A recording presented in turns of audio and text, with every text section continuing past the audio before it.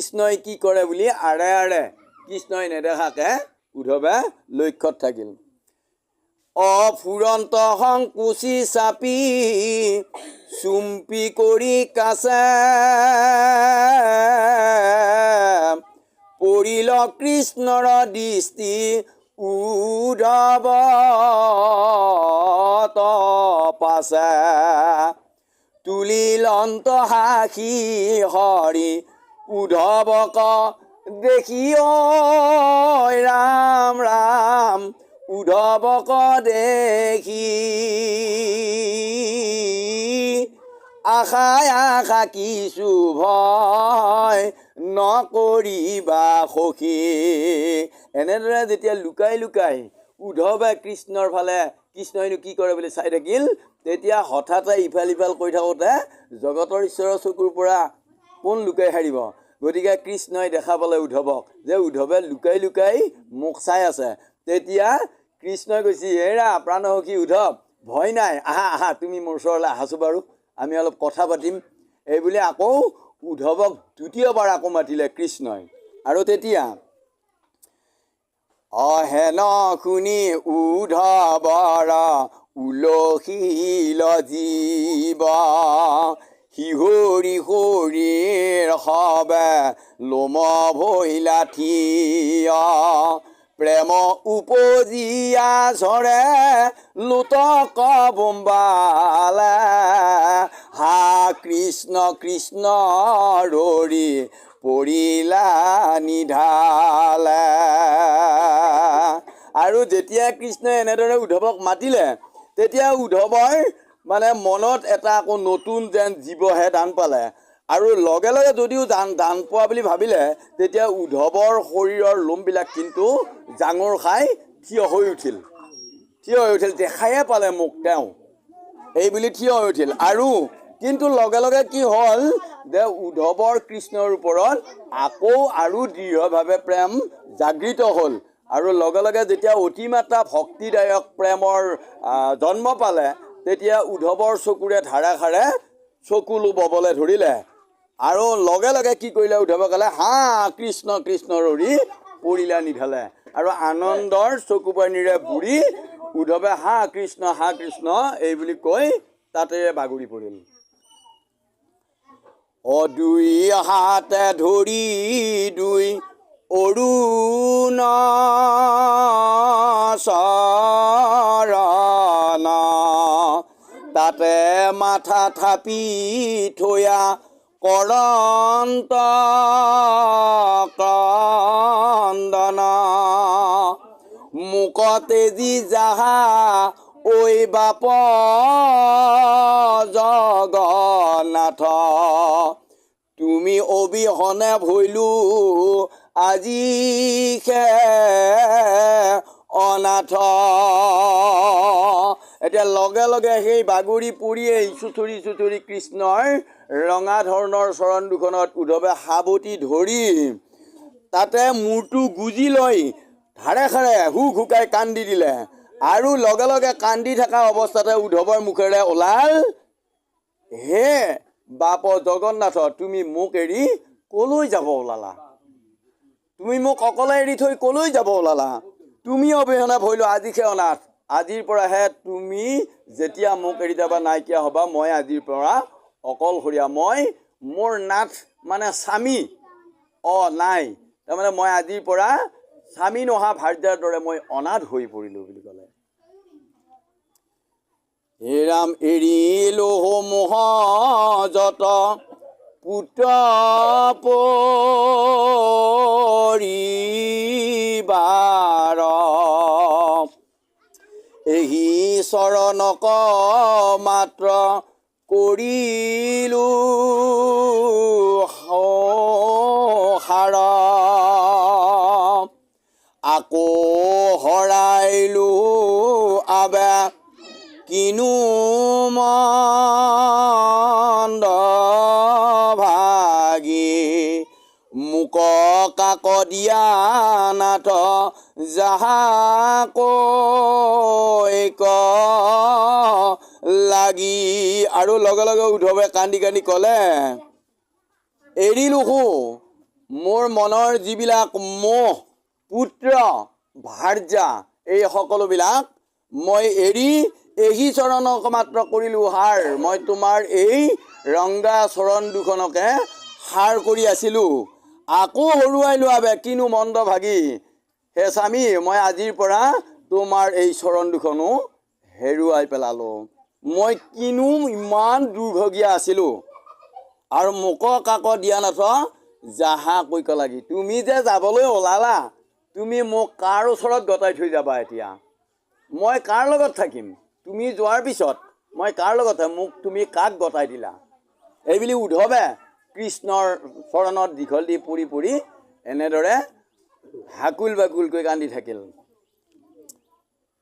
ই দেৱৰো দেৱতা তুমি ঈশ্বৰ সাক্ষাৎ, তথাপিতো নাথ মোক মাতা মন্ত্ৰনাথ।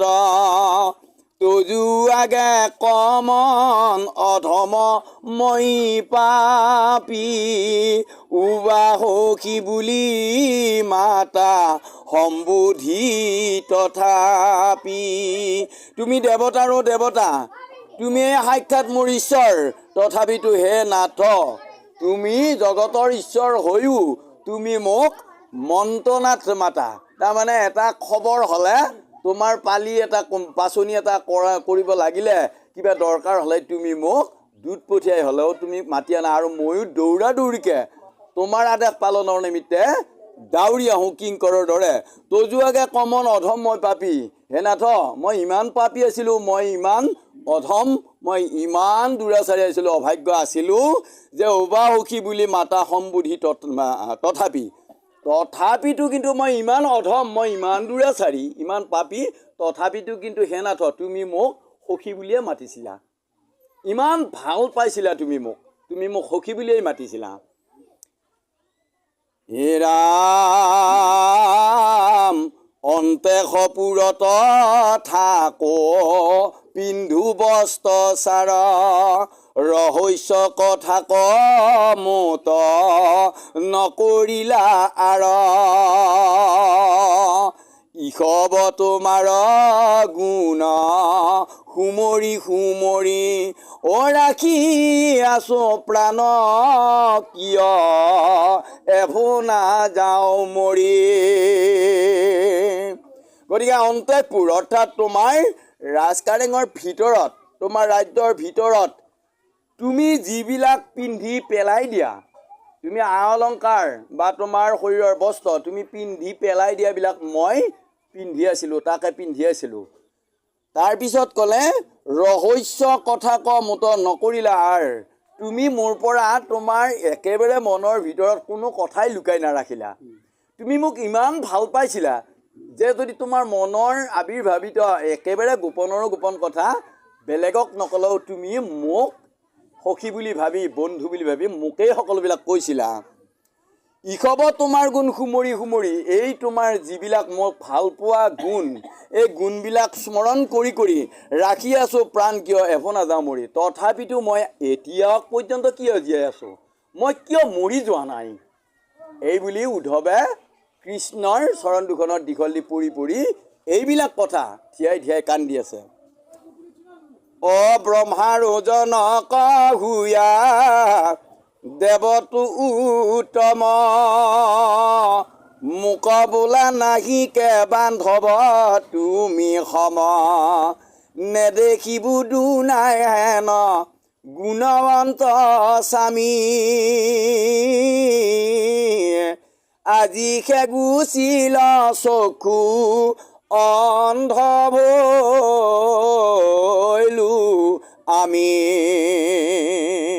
এতিয়া ব্ৰহ্মাৰো তুমি পিতৃ, জনক মানে পিতৃ, তুমি ব্ৰহ্মাৰো পিতৃ অতিকে উত্তম, কাৰণ ব্ৰহ্মায়ো যাক ভক্তি কৰি থাকে, বাঞ্ছা কৰি থাকে, স্বয়ং ব্ৰহ্মা শিৱয়ো যাক পাবৰ বাবে, দেখা পাবৰ বাবে বাঞ্ছা কৰি থাকে।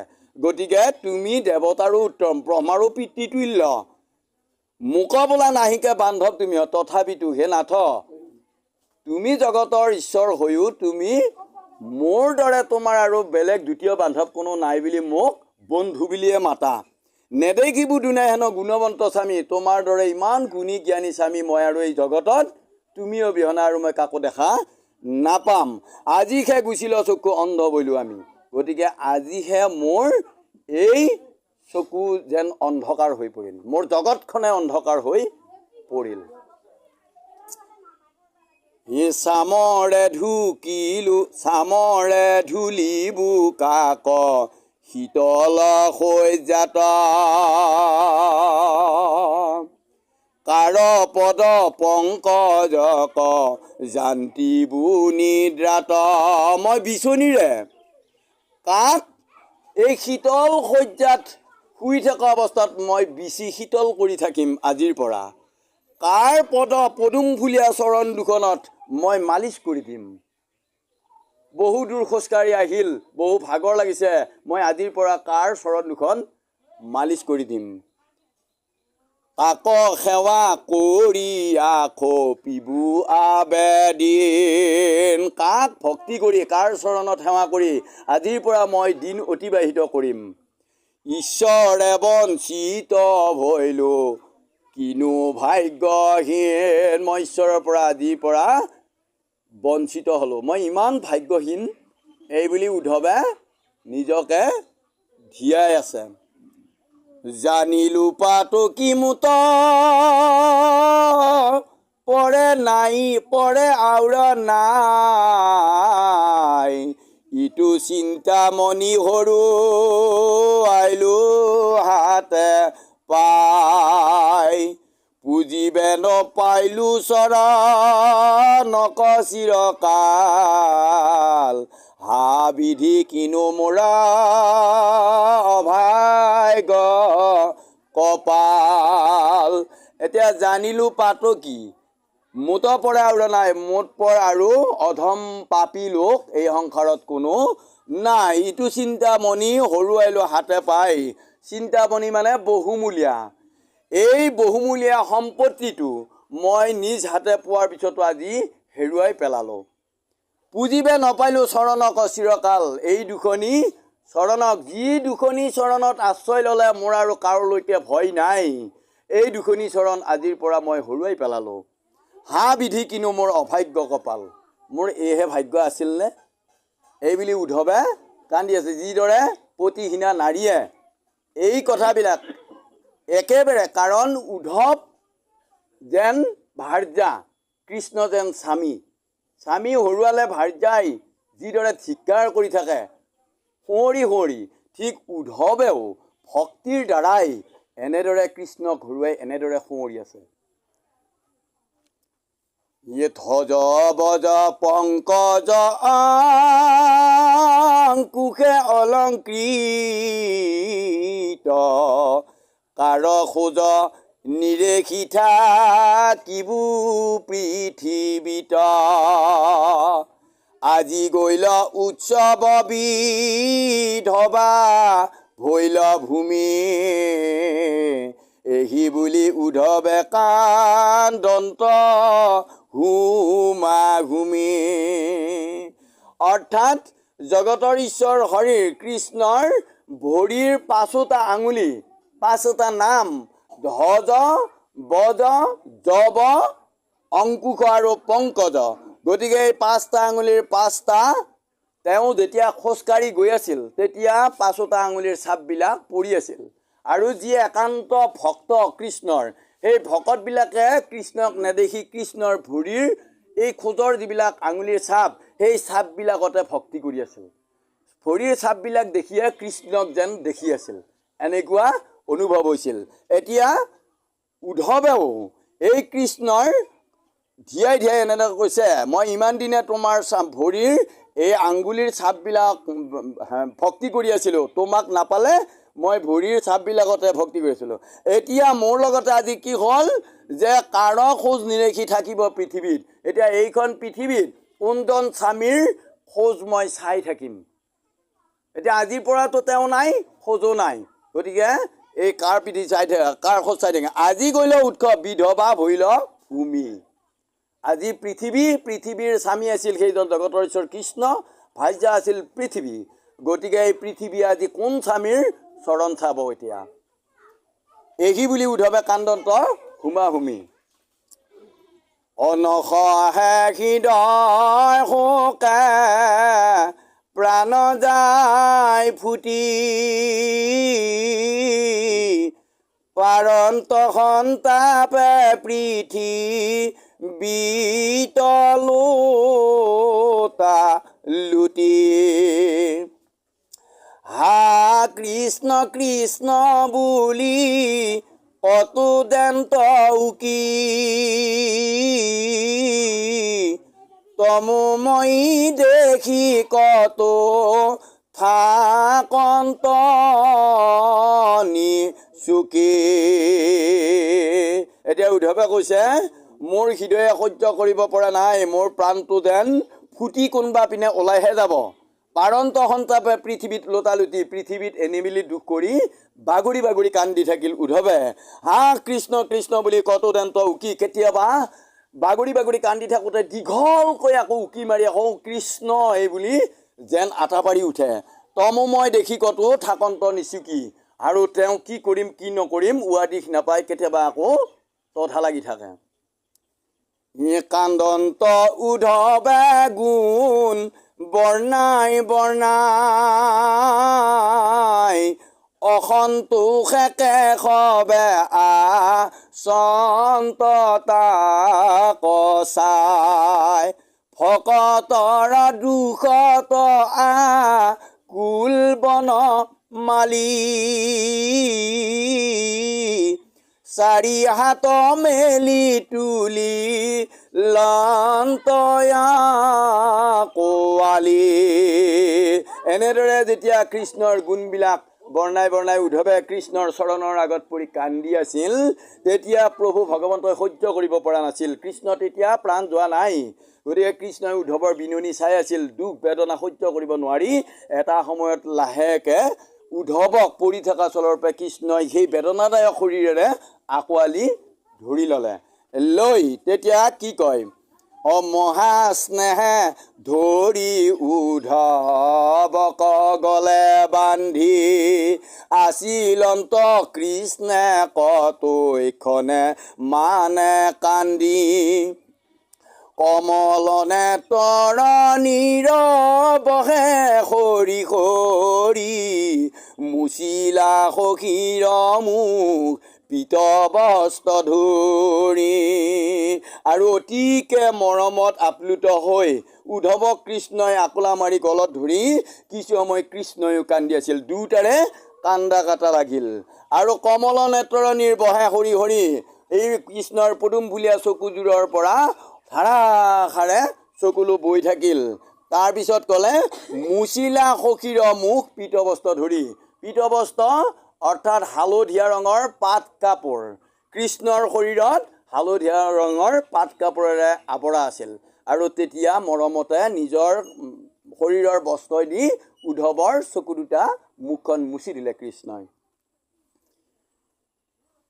বুলন্ত অনেক তাংক প্ৰবোধ মাধৱ, হুয়ো সান্ধ্বীক্ষণ আবে বান্ধৱ উদ্ধৱ।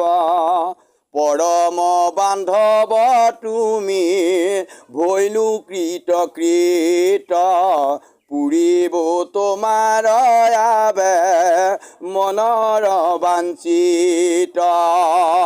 এতিয়া লাহেকৈ কৃষ্ণই উদ্ধৱক মৰমৰ চলেৰে কৈছে, হে বান্ধৱ, তুমি সান্ধ্বীক্ষণ অৰ্থাৎ তুমি কিছু সচেতন হোৱা, তুমি সচেতন হোৱা, কান্দাটো কিছু বাদ দিয়াচোন বাৰু।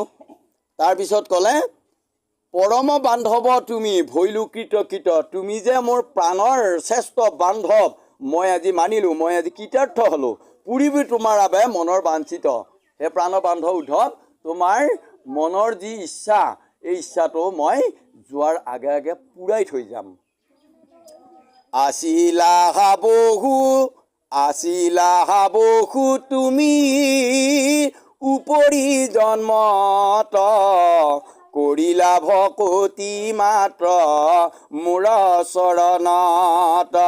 তুমি উপৰি জন্মত বসু আছিলা আৰু বসু থাকোঁতেই তেতিয়া তুমি মোৰ চৰণত অতি মাত্ৰা ভক্তি কৰিছিলা।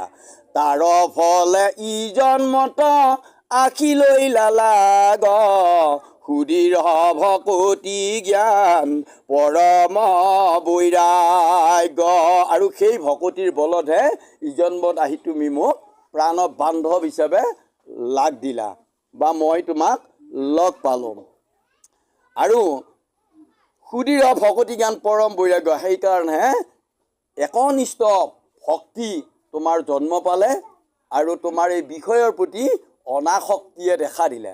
তুমি মোক বিনা আৰু এই সংসাৰত যে কোনো নাই, শ্ৰেষ্ঠ বস্তু যে কোনো নাই, এই সংসাৰ যে মিছা মিছা ভাৰ্যাপুত্ৰ এইবিলাক যে মিছা, তোমাৰ এই বৈৰাগ্য এই অনাসক্ত ভাৱটোৱে তোমাক লাগ দিলে। অমোহৰ কৃপাত তুমি তৰিলা সংসাৰ আউৰ পুনৰপি জন্ম নাহিকে তোমাৰ। এহি শৰীৰতে তুমি লভিলা মুকুতি আউৰ খেদ কৰা তুমি কমন যুগতি। গতিকে হে প্ৰাণ বান্ধৱ, তুমি মোৰ কৃপাতেই এইবাৰ সংসাৰৰ পৰা মুক্তি পালা আৰু তোমাৰ এই সংসাৰত এই ধৰাধামত পুনৰ জন্ম নাই। কাৰণ ধৰাধামত যদি শৰীৰ লৈ জন্ম পোৱা যায় তেনেহ'লে নাৰকী যান্ত্ৰণা ভুঞ্জিব লাগে। আমি এতিয়া নাৰকী যান্ত্ৰণা ভুঞ্জি আছোঁ। কাৰণ আজি এনে মহান অনুষ্ঠানত কোনোবাই হয়তো এই নাৰকী যান্ত্ৰণাৰ কাৰণে বিষয়ৰ এই দুখ বা সুখ এৰি আহিব পৰা নাই। তাৰমানে এই বিষয় সুখত যিয়ে ব্যস্ত হৈ আজি সুখ বিচাৰি ফুৰোঁতে কি পালোঁ? দুখৰ উপৰি দুখ নাপাওঁ নে বাৰু?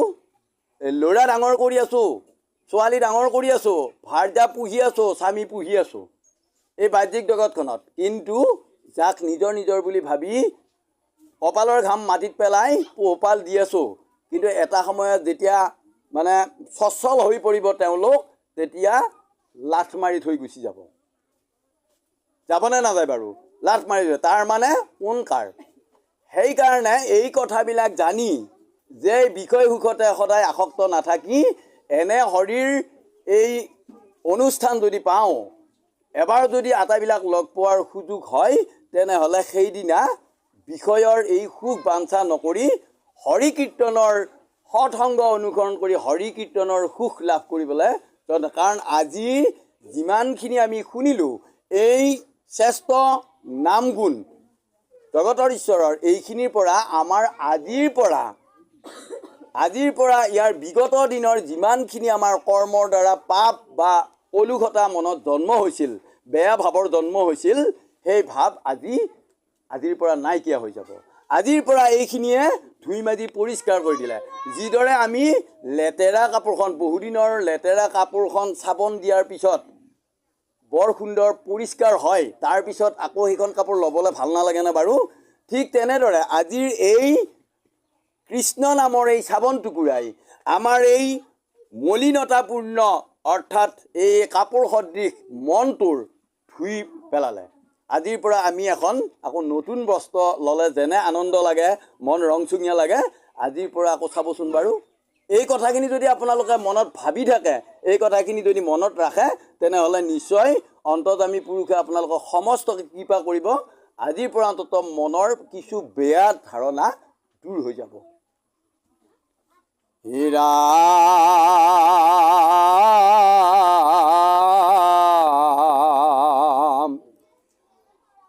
গতিকে ক'লে এহি শৰীৰতে তুমি লভিলা মুকুতি আউৰ খেদ কৰা তুমি কমন যুগতি। গতিকে এই শৰীৰটোতে যেতিয়া তুমি মুকুতি পালা, গতিকে তুমি দুখ কৰাৰ কাৰণ কি? তোমাৰ কোনো কাৰণত আৰু দুখ নকৰিবা, এইবুলি কৃষ্ণই উদ্ধৱক বুজনি দিলে।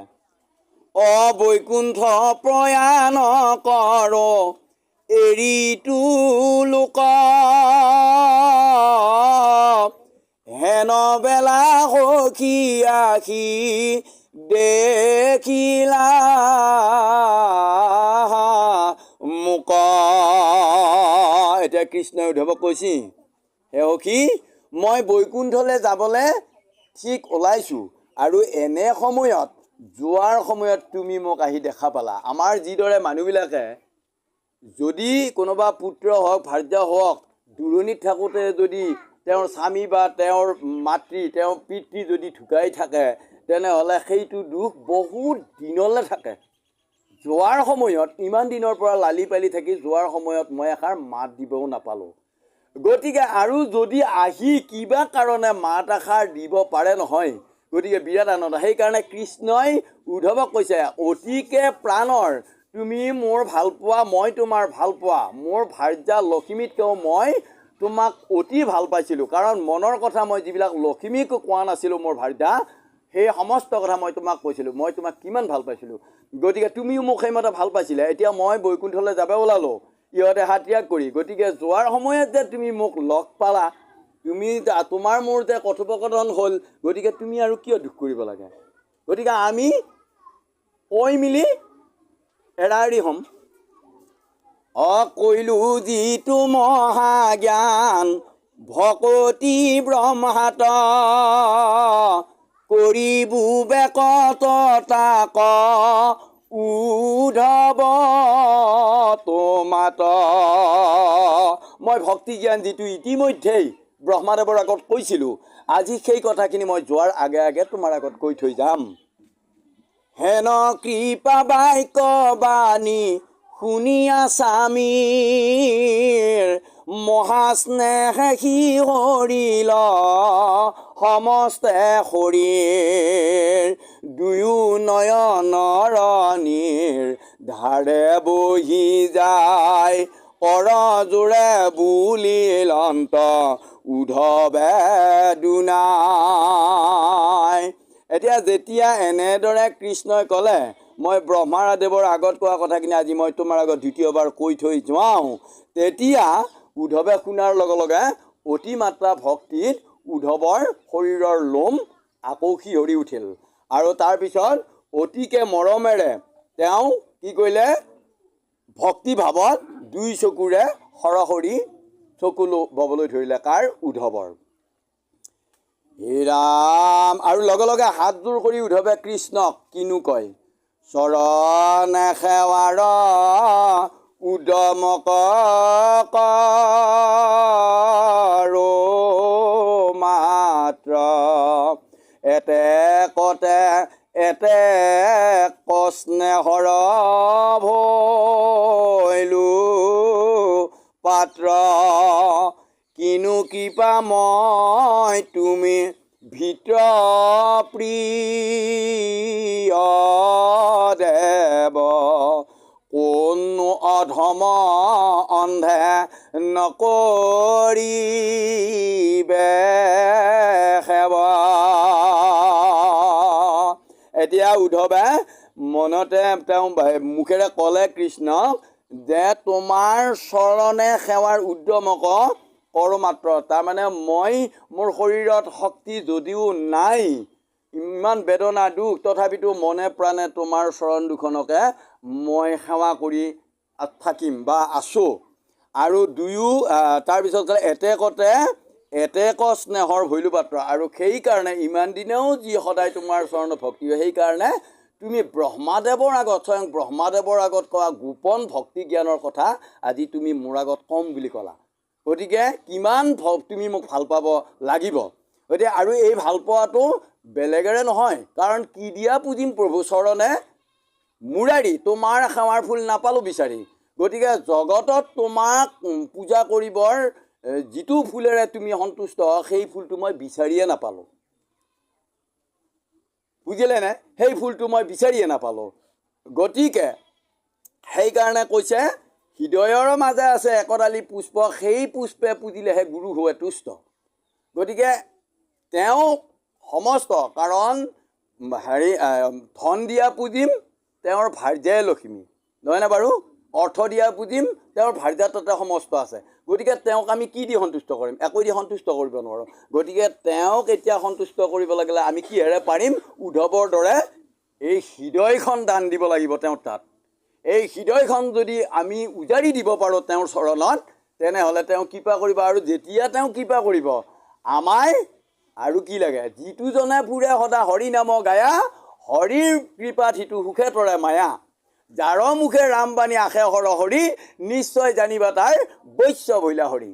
যেতিয়া হৃদয়ে দিব আপুনি, তেতিয়া আপোনাৰ মুখেৰে কেৱল ৰাম ৰাম কৃষ্ণ কৃষ্ণ। নাৰদে যিদৰে কাৰোবাৰ লগত কথা নাৰায়ণ নাৰায়ণ, আমিও কাৰোবাৰ লগত কথা কওঁ কৃষ্ণ কৃষ্ণ এইবুলি কৈ উঠিয়ে আমি ক'ম। যেতিয়া আমাৰ মুখেৰে অনৰ্গল কৃষ্ণ কৃষ্ণ শব্দ ওলাই থাকিব, তেতিয়া যাৰ মুখে ৰামবাণী আশে হৰ হৰি, নিশ্চয় জানিব তাৰ বৈশ্য ভৈলা হৰি। গতিকে হৰি অনায়াসে বৈশ্য হৰিব। আৰু তেতিয়া কৈছে কেতিয়া, কিহৰ কাৰণে? আমি হৰিক ভাল পাম তেতিয়া। হৰিৰ চৰণত প্ৰেম মিলিল যাহাৰ, আন কোন সম্পত্তি হৰিও ভৈলা তাৰ। গতিকে হৰিৰ চৰণ যুগলিত যাৰ একান্ত প্ৰেম, একান্ত মৰম, ভক্তি জন্মিল, গতিকে অন্যবিলাক বস্তুৰ কি দৰকাৰ? স্বয়ং হৰিয়ে আপোনাৰ হ'ব। আপোনাৰ যেতিয়া হৰিয়ে হ'ব, হৰি আপোনাৰ হ'লে হৰিৰ ভাৰ্যা লক্ষ্মীৰ গৰাকী, সমস্ত ধন সম্পত্তিৰ গৰাকী তেওঁ পিছে পিছে নাহিব জানো? মোৰ স্বামী গ'ল যেতিয়া মই যামে। যেতিয়া স্বামীয়ে আহি আপোনাৰ তাত থাকিব, তেতিয়া স্বামীৰ ভাৰ্যা নহয়নে বাৰু লক্ষ্মী অৰ্থাৎ সমস্ত ধন সম্পত্তি লৈ আপোনাৰ ঘৰ চাপিব, আপুনি গম নোপোৱাকৈ। তেতিয়া আপোনাৰ যিফালে গ'লেও, ইফালে হাত দিলেও ধন, সিফালে হাত দিলেও ধন, কেৱল ধনে ধন। কিহৰ কাৰণে? আপোনাৰ হৃদয় উজাৰি আপুনি ঈশ্বৰক পুৱাই গধূলি দুপৰীয়া ভক্তি কৰি আছে। ভক্তিত সন্তুষ্ট হৈ আপোনাক সমস্ত দিলে। গতিকে সেইকাৰণে ঈশ্বৰক ভক্তি কৰিব লাগে। আৰু এই তাৰে প্ৰমাণ দিলে উদ্ধৱৰ দ্বাৰাই। হে ৰাম কিনো কৃপাময়ী তুমি, ভিত্ৰ প্ৰিয় দেৱ তুমি ইমান কৃপাময় প্ৰভু। তুমি তোমাৰ যিয়ে দাগ হৈ আছে, তুমি সেই দাসকহে, চাকৰকহে ভাল পোৱা। চাকৰ কোন? হৰি, যিয়ে হৰিৰ নাম লৈ আছে। কি কোনো অধম অন্ধে নকৰিবে সেৱ। আৰু কোন অন্ধ? যিয়ে কৃষ্ণৰ চৰণত, কৃষ্ণ জগতৰ সৰ্বে সৰ্বা ঈশ্বৰ বুলি জানি উঠাৰ পিছতো যিয়ে অৱহেলা কৰিব, যিয়ে তেওঁ চৰণত সেৱা নকৰে, শৰণ নলয়, আশ্ৰয় নলয়, তেওঁ কি কৈছে? অন্ধ বুলি কৈছে। অন্ধ মানুহে যিদৰে খেপিয়াই ফুৰে, দেখা নাপায়, খালত পৰে নে বামত পৰে তেওঁ ক'ব নোৱাৰে, লাখুটি নহ'লে বা এটা লগত নহ'লে, ঠিক আমি জীয়াই থাকি যিবিলাকে লোকে আমি জীয়াই থকা সময়ত কৃষ্ণক চিনি পোৱা নাই, কৃষ্ণৰ চৰণত ভক্তি কৰা নাই, আমি অন্ধৰ দৰে। আমি যাই থাকোঁতে, ধন বিচাৰি যাই থাকোঁতে আমি ঘোৰ অন্ধকাৰত পৰিম, তাৰমানে বেমেজালিৰ মাজত সোমাম। বেমেজালিটো অন্ধকাৰ গাত, আৰু যেতিয়া বেমেজালিৰ মাজত সোমাম তেতিয়া কক বকাম। কেতিয়া? তেতিয়া কণ্ডল আহিব, কণ্ডলত কোনে আহিব? পুলিচে আহিব, আহি পেলাই পুলিচে লৈ গৈ পেলাই দিলে জেলত সোমাই দিয়াৰ পিছত থাকক আৰু তাতে সেইখন অন্ধকাৰ গাত। তাৰমানে অন্ধ আমি ঈশ্বৰক চিনি নোপোৱাৰ কাৰণে তেওঁ এই মায়া জঞ্জালত পেলাই দিলে। ৰাম তুমি পৰিপূৰ্ণ ব্ৰহ্ম জগত প্ৰখ্যাত, তথাপিতো নাথ মোক মাতা মন্ত নাট।